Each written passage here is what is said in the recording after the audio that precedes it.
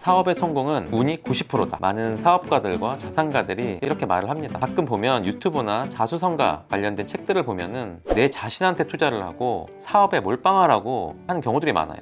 내 자신의 투자에서 수익률을 극대화하라고 하는 경우가 많습니다. 무슨 얘기인지 이해가 되는데 이게 잘못 이해하고 적용하면 완전 박살납니다. 사업에는 운이 정말 중요한데 모든 거를 열심히 하면 돼 하는 방식으로만 하면 정말 힘들어질 수 있어요. 리스크 해칭을 하고 사업에 투자를 하고 자산을 가지고 균형 있게 투자를 하는 게 정말 중요해요.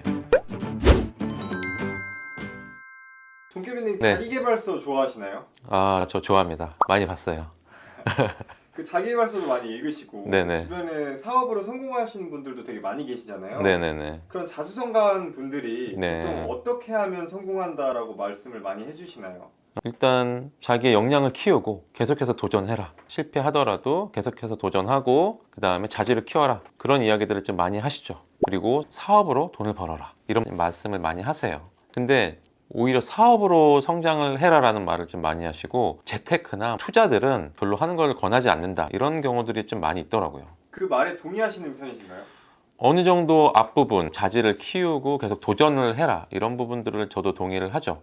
저도 경험을 해봤었고 자산에 투자 없이 사업으로만 성공을 해라 라는 것들은 조금 동의하기 어려운 부분이 있어요. 왜냐하면 사업을 포커싱해서 이야기하는 책들이 좀 많은데 사업이라는 게 사실 운의 영역일 수도 있잖아요. 그 말이 뭐냐면 상황이나 그리고 환경 그리고 역량 그리고 운에 따라서 그때그때 상황에 따라서 사실 사업은 되게 많이 달라질 수가 있거든요. 내가 열심히 한다고 해도 그 타이밍이 맞지 않으면 사실 사업으로 확장하거나 부를 늘리기가 상당히 좀 어려운 것 같습니다. 그런 경우들을 좀 많이 봤어요. 근데 이제 보통 네. 그런 사업가분들은 네네. 의지랑 실행력을 가지고 네네. 사업에 집중해서 딱 몰빵하면 네. 무조건 성공을 할 수 있다 이렇게 얘기하시는 분들도 많이 계시잖아요. 그쵸. 근데 그게 사업적으로만 몰빵되면 안 된다는 거예요. 물론 이제 장사를 처음 시작하셨거나 아니면 월세를 겨우 내거나 아니면 생계 유지하기가 좀 힘든 분들은 사업에 좀 몰입하는 건 맞습니다. 단계적으로. 그런데 사업이 어느 정도 안정화되신 분들 있잖아요. 이런 분들은 사업을 더 확장하거나 이런 부분들에 있어서 위험 요소가 더 많은 것 같아요. 오히려 그런 분들은 사업에만 몰빵할 것이 아니라 이 내용에 대해서 비판적인 사고를 할 필요가 있어요. 모든 것들은 양면성이 있기 때문에 그렇죠.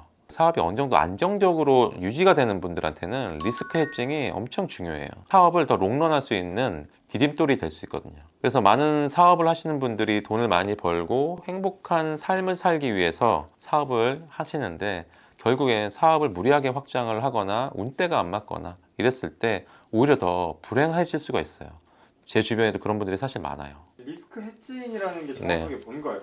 리스크 해칭 많이 들어보셨을 텐데 계란을 한 바구니에 담지 말라는 거예요. 한 번에 다 깨져버릴 수가 있거든요. 분산을 하라는 거거든요. 사업이 잘 된다고 해서 몰빵을 해버리면 사업이 안 됐을 경우에 너무나 불행해져요. 사업이 어느 정도 됐을 때에는 포트폴리오를 나누어야 돼요.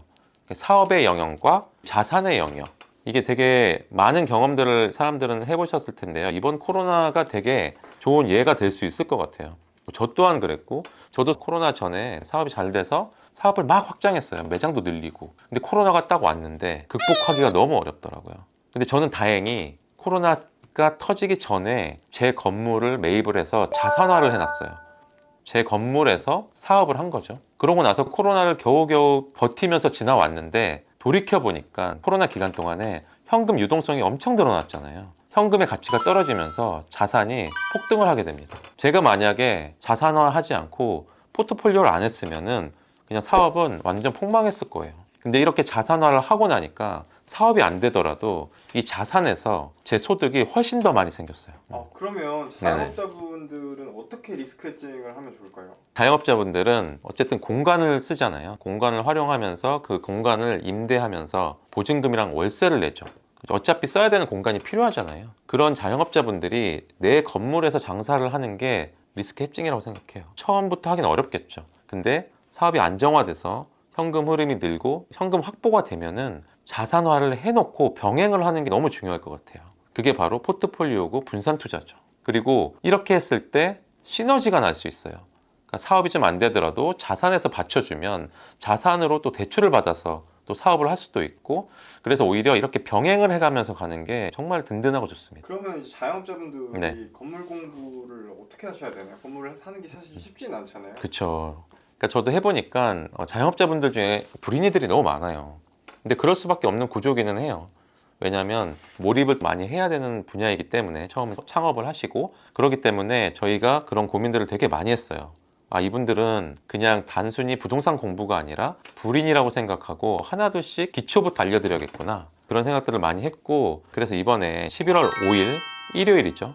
일요일 날 오후 8시에 한 2시간 정도 강호동 대표님과 제가 자영업자분들이 건물주 될 수 있는 방법, 노하우에 대해서 무료 라이브 강의를 진행할 예정입니다. 그리고 저희 영상에 밑에 고정 댓글을 참고하시면은 거기서 무료 강의를 신청하실 수 있어요. 많은 분들이 신청해 주셨으면 좋겠습니다. 2시간이면 되게 짧은 시간이지만 그 2시간만 들어도 건물을 어떻게 보는지, 그리고 내 기준에 맞는 건물이 어떤 건지, 그리고 건물을 어떻게 찾아야 되는지 방향을 설정을 해드릴 거예요. 정말 자영업자분들한테는 너무나 중요한 거고요. 이 시간이 너무나 중요하다는 걸 저는 깨닫고 있어요. 왜냐하면 장건을 통해서 많은 자영업자분들이 건물주가 되어가는 과정을 보면서 이분들이 훨씬 안정적으로 사업을 할 수 있거든요. 그래서 많은 분들이 이번 라이브에 참여하셔가지고 건물주 되는 방법에 대해서 같이 꼭 들으셨으면 좋겠습니다.